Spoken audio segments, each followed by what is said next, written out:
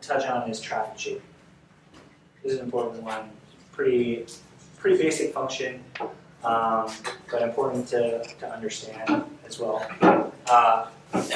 When you go into the traffic shaping, you'll see that there's this graph that gets generated here. And kind of similar to the policy graph, we've got 3 different columns here. And these apply to different types of queues. So if we go down and we want to create a new bandwidth queue, we've got obviously all the limits that we can set. I'll talk about that in a second. But under the provisioning section here, we have a drop down for shaping. So within shaping, we have a few different ways that we can apply this particular queue. We can apply it on a per device basis. So let's say we're creating a 5 meg queue and we set it to per device. Every device that's part of that policy gets their own 5 meg queue. Pretty simple. If we set it to account, every account that's part of a policy with this queue gets 5 megs that's shared between the devices of their account. Right? So a person can register however many devices you allow them to register, and they'll basically get that shared between all of those devices. Similarly, group, you can have, as we talked about already, you can have multiple groups tied to the policy, and this is going to enforce this queue on a per group basis. So each group gets 5 megs, or you probably wouldn't do 5 megs if you're doing a group of a lot of devices, but each group gets this queue, or each policy gets the queue, and you have basically one overall queue for all of the devices that fall under that policy. And you can combine these methods by creating multiple queues and attaching different types of shaping. So you can have a policy that has a, let's say, 50 meg limit on the policy. So all of the devices that fall under this policy overall get limited to 50 megs. And you can also attach a group queue so that each of the individual groups that are part of this policy, let's say, get 20 megs. And you can do a per account or per device queue, for example.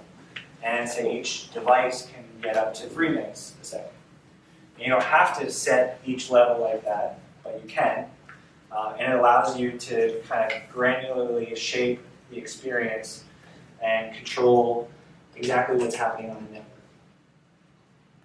As you create those, the graph at the top here is going to change as you add different queues. So we've got our policies over here on the right-hand side, and each of those corresponds to one of the policies that we created in the system. And you'll see that some of these, actually I don't think any has a policy level queue. However, when you have a policy that does not have a queue applied to it, essentially you're saying that that policy can just use the full pipe. But you can combine various levels. So we've got our group and account queues. So we have one per account queue here. So you can see, so we've got our attendee account group tied to this policy, and that particular queue has a 20 by 5 bandwidth queue applied per account. So if you decided to come here with 6 different devices and you've got them all registered into your account and you're somehow managing to use all of them at once, they're going to share this bandwidth. So you get 20 megs down, 5 megs up, and you can balance it however you want, but that's yours, that's the maximum that you can use. So one of the things that the RSG does very well is allows you to oversubscribe your uplinks. So, we've got, I don't know how many people are here, 60 or so, something like that, and we've got a 20 by 5 queue per account. Obviously, we don't have 60 times 20 for our pipe here.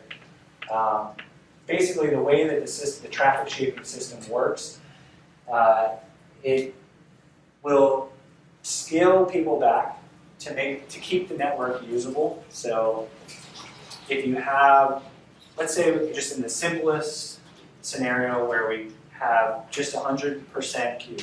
So anybody that comes in is allowed to use the full pipe, but as you get more people on the network, that gets adjusted, and there's kind of a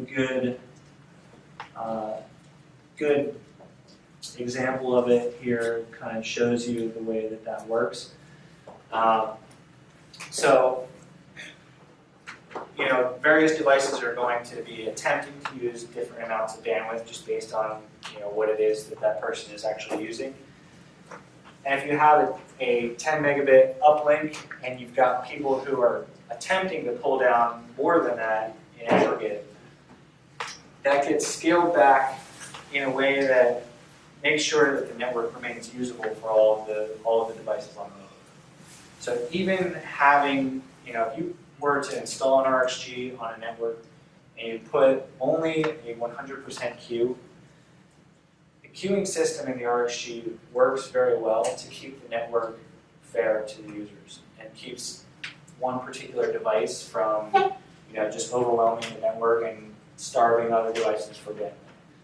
So just, you know, we have people who have just put that in, and really nothing else policy-wise, just having the queuing system that's in place here, even with 100% queue, and it makes a huge difference in terms of the performance of the network. Whereas, you know, when there is no kind of fair queuing there, one particular device may just kind of suck up all the bandwidth, and you get people on the network who just really can't use it. So the system here really helps to scale that evenly and keep everyone happy. No, it's not going to kick into enforcing proportional division like that unless it sees demand in excess of what it has, right? Right. Okay. Yeah. If the line is not saturated, then there's no reason to scale it back. Okay. So the limit that you put in place on a particular queue is basically the upper limit of the fastest that that person is allowed to do. Now, when the network is congested, and you've got a lot of people on, and you're oversaturating your network, that will come down. And there are ways that you can basically reserve a specific portion of your bandwidth via the guarantee system that basically allows you to set aside a particular portion of your bandwidth for particular use. And it basically allows you to be unfair in the way that bandwidth gets distributed. That being said, this is something that you want to use with caution, because when you're guaranteeing bandwidth to a bunch of different devices, you need to make sure that you have the bandwidth to guarantee for that. And you're going to start seeing errors come up if you have more devices that you're trying to guarantee a particular bandwidth rate than your particular uplink allows. Does that make sense? So when it guarantees, does it hold that much bandwidth for that device? Yeah. So that's why you want to make sure that you're. Honestly, we really recommend that unless you have a very good understanding of the reasoning for why you would want to do that, we recommend people to not use this unless you really are thinking through what the impact of it is. Can It's you a verify business structure? customer. Yes, you can. Oh. So the queues have priority values on them, Oh, so you can do that as well. The bandwidth, the bursting. Yes. So I can say, okay, let somebody download for 30,000 milliseconds so they can have a burst for 30 seconds. How often does that, is it just once per? The way that the burst works is basically when the queue for that particular device is full. That's the time period that that burst rate is enforced. Okay. And then if they continue, like let's say you're just trying to pull a really large file, and you're constantly doing as much as you can. You get the first 30 seconds at that rate, and then it's going to drop you down to the sustained rate that you have set in the limit.